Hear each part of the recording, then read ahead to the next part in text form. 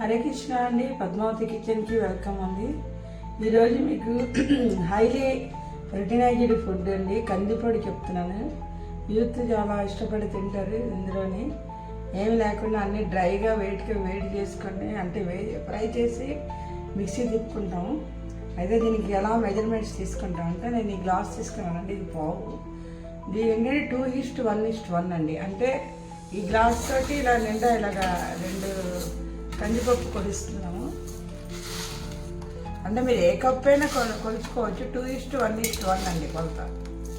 ఇది పేరు కందిపొడి కదా, అందుకు కందిపప్పు ఒకటి ఎక్కువ వేస్తాము, పెసరపప్పు ఒకటి వేస్తాము, అలాగే దీంతో ఒకటి శనగపప్పు వేస్తాము, జీరా కొంచెం, ఉప్పు, ఇంగువ, మిరపకాయలు ఎలాగ వేస్తామంటే ఇలా పిడికిలతో వేస్తాము.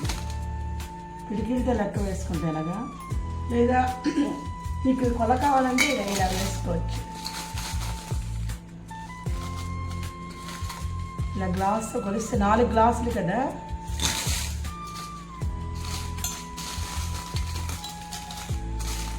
రెండు గ్లాసులు మిరపకాయలు.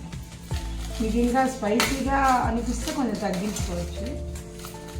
ఇలా 2 గ్లాసులు వేస్తాను. ఇది వేచి పొడి చేస్తే కొంచెం అయిపోతుంది. అంటే యాక్చువల్గా నేనేం చేస్తానంటే ఇలా పిడికిడితే ఇలా తీస్తాను. 4 గ్లాసులు కదా, ఇలా 4 సార్లు తీస్తాను. ఏమైనా 2 గ్లాసులు మీరు ఇలా దేంతో కొట్టుకున్నారో దాంతో 2 వేసుకోండి. కప్పు అయితే కప్పు లెక్క. ఇవి వేయించుకోవాలండి, ఎందుకంటే అన్నీ కలిపిస్తే సైజు వేరు కదా. ఇది కొంచెం ఎక్కువ టైం పడుతుంది వేగడానికి. ఇది ఇలా వెట్టగానే అలా మాడిపోతుంది. ఇది కొంచెం మీడియంలో వేగుతుంది, అందుకే వేసి అవన్నీ కలుపుకున్న తర్వాత జీరా అయితే వేచకుండా ఆ పప్పు వేడి పప్పులని జీరా అయితే వేసేస్తాము. అలాగే ఇంగు కొంచెం వేయిస్తామండి. ఆ తర్వాత లాస్ట్లో ఉప్పు, మిరపకాయలని ఉప్పు కూడా వేయించుకుంటాం. అక్కడ మాయిశ్చర్ ఉండకూడదు అన్నమాట. అవి మిక్సీ తిప్పుకొని అన్నీ కలిపి పెట్టడమేనండి. చూడండి, శనగపప్పు బాగా ఎంత ఎర్రగా వేస్తే అంత బాగుంటుంది, మాడిపోకుండా వేసింది. అయితే ఈ శనగపప్పు చాలా వేగంగా వేగిపోతుంది. మెత్తగా అనిపిస్తుంది కానీ మళ్ళీ చల్లారాకే మళ్ళీ గట్టిగా ఉంటుంది. అదొకటి చూసుకోండి పదండి.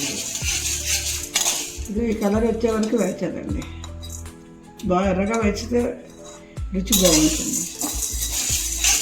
ఇక వేగిపోతుంది. ఇంకొక 2 నిమిషాలు వెంటనే మాడిపోతుంది, చూసుకోవాలి. శనగపప్పు, కందిపప్పు చాలా వేగంగా వేగిపోతుంది. ఇంకోటండి, పెసరపప్పు ఈ రంగులో బాగా రెడ్ కలర్ వచ్చే వరకు వేసాను మాడిపోకుండా.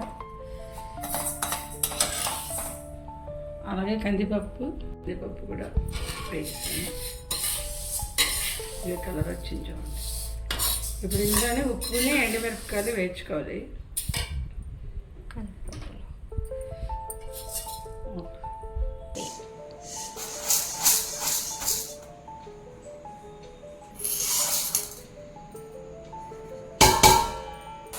ఇందులో ఈ జీరా పచ్చిది వేస్తున్నాను చూడండి మాత్రం. అంటే 2 టేబుల్ స్పూన్స్ వేసాను.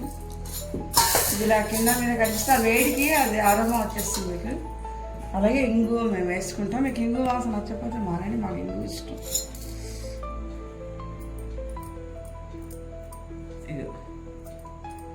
ఇది మాత్రం వేస్తుంది. ఇది కొంచెం ఫ్యాన్ వేసి చల్లారాక మిక్సీ తిప్పించుకున్నానండి. ఉప్పుని మిరపకాయలు వేర్చాలి. ఇదిగో చూడండి, ఇలాగ వేస్తాను. 4 పావులు కదా.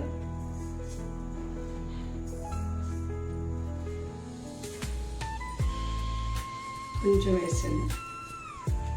ఈ మిరపకాయలు కొలపెట్టింది. మీకు కారం ఎక్కువగా ఉంటే తగ్గించుకోవచ్చండి. ఇవి అవి షిమ్లో వేట్ చేయాలండి. అలా కొలుస్తుంది. ఇది బాగా అసలే అంటే ఇందులో ఎక్కడ సైడ్ ఉండకుండా వేస్తుంది. ఉప్పు కొంచెం లావే పడుతుందండి. ఇది సైంధవలో వేసుకున్నాం మేము. ఈ ఉప్పు మిరపకాయలు కలిపి వేసడంలో ఉద్దేశం ఏంటంటే, ఉప్పు మిరపకాయలు వేసారంటే విపరీతం ఘాటు వస్తుందండి. అందుకే ఉప్పు వేసేస్తే కొంచెం మనకి అంత ఘాటు. ఉప్పు మిరపకాయలు ఈ కలర్లో వేచాలండి.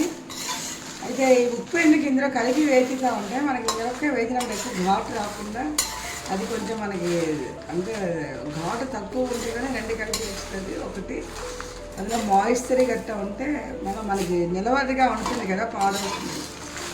ఇది కొంచెం చల్లారాక ఇది వేరేగా మిక్సీ తిప్పుకొని ఇది పొడి తిప్పించుకున్న తర్వాత అందులో కలుపుకునేటప్పుడు మీరు కొంచెం కారం గట్ట చూసుకుని కొంచెం వేరేగా పొడి ఉంచుకొని, ఎక్కువ కారం అనిపిస్తే కొంచెం వేరేగా ఉంచండి. ఈ కారం మీకు సెట్ అవుతుందంటే అంత కలిపించుకోవచ్చండి. ఉప్పు కూడా మరి కొంచెం ఎక్కువే వేయచాను. మనకి ఎంత కావాలంటే అంత ఉప్పు పడుతుంది, చూసుకొని కలుపుకోవాలంటే. మీకు చూపెట్టిన మిరపకాయలు ఉప్పుని వేసేసి పొడికేస్తే మాత్రం వచ్చిందండి. ఇందులో ఏంటంటే మీరు ఎక్కువ కారం తినగలిస్తే ఇంత వేసుకోండి, లేదా కొంచెం ఉంచుకోవచ్చు. ఇది ఒకవేళ పిల్లలు గట్ట తింటారంటే అంత కారం తిన్నారంటే మీరు కొంచెం ఉంచుకోవచ్చండి.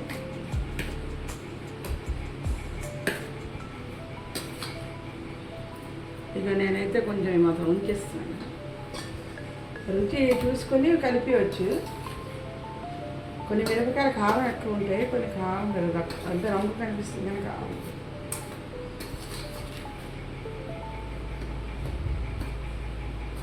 ఇది కొంచెం దేవుడికి కృష్ణార్పణ అనేసి రుచి చూసుకొని కారం తక్కువ అయితే అది కలిపించుకోవచ్చు, లేదా అది మనం దేనికైనా కూరల్లో పెట్టవచ్చు. అయితే అందులో ఉప్పు ఆల్రెడీ ఉంటుంది కాబట్టి మీరు కూరల్లో ఒకవేళ వేసేటప్పుడు ఉప్పు చూసుకునేసి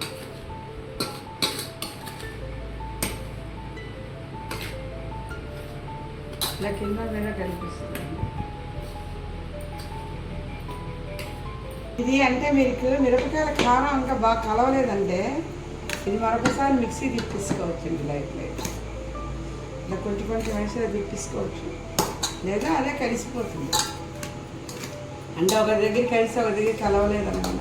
అయితే మీరు కొంతమంది ఏంటంటే ఏకంగా మిరపకాయలతో కలిపి ఆడేస్తుంది. ఆడేటప్పుడు ఏంటంటే ఒకవేళ ఎక్కువ తక్కువ అయితే అప్పుడు మిరపకాయ కారం తీసుకున్నాం కదండి, అందుకు నేను ఇలా చేస్తాను.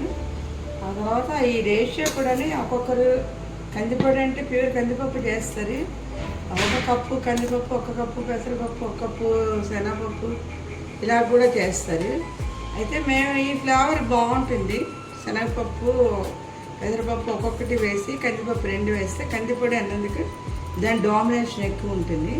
ఇది అన్నంలో కలుపుకునేటప్పుడు ఒక్కొక్క స్పూను లేదా 2 స్పూన్లు కొంచెం కొంచెం వేసుకొని అన్నంలో కలుపుకొని నూనె వేసుకుంటాం. నూనెలోనే ఇది ఏంటంటే డ్రైగా ఉంటుంది కదా, అందుకని ఎక్కువ నూనె పడుతుంది. కొంతమంది ఆయిల్ ఎక్కువ తినలేని వాళ్ళు ఏంటంటే ఆ నూనెలో కొంచెం వాటర్ కూడా చేతిలో వేసుకొని స్ప్రింకిల్ చేసి అన్నం కలుపుకొని దానిలోని రసం నంచుకు తింటే చాలా రుచిగా ఉంటుంది. ఇక ఈ కారం కొంచెం ఉంచానండి, రేపటి కారం తగ్గిపోతే మళ్ళీ కలిపించుకుంటాం, అయితే చాలు. అయితే మీరు పిల్లలకి గట్ట తినాలని అంటే మటుకు కారం వాళ్ళ మటుకు వేరేగా చాలా కొంచెం వేసి ఒక 7 మిరపకాయలు 8 మిరపకాయలు కొంచెం పొడి లేదా ఒక మిరపకాయ వేసి అలా పిల్లలకి పెట్టండి. ఇది నెయ్యి వేసి కూడా కలుపుకోవచ్చు. పిల్లలకి పెడితే చాలా హైలీ ప్రోటీనస్ ఫుడ్ అండి, చాలా మంచి ఎనర్జెటిక్ ఫుడ్. ఈ అన్నం ఏమాత్రం కందిపొడి 1 చెంచా 2 చెంచాలు వేసి కలుపుకున్నట్టు కడుపు నిండిపోతుంది. చాలా మంచిది. రా ఫుడ్ వేచేసి అంత కుక్ చేయట్లేదు అది. హరే కృష్ణ అండి, మీరు ట్రై చేస్తారనుకుంటున్నాను.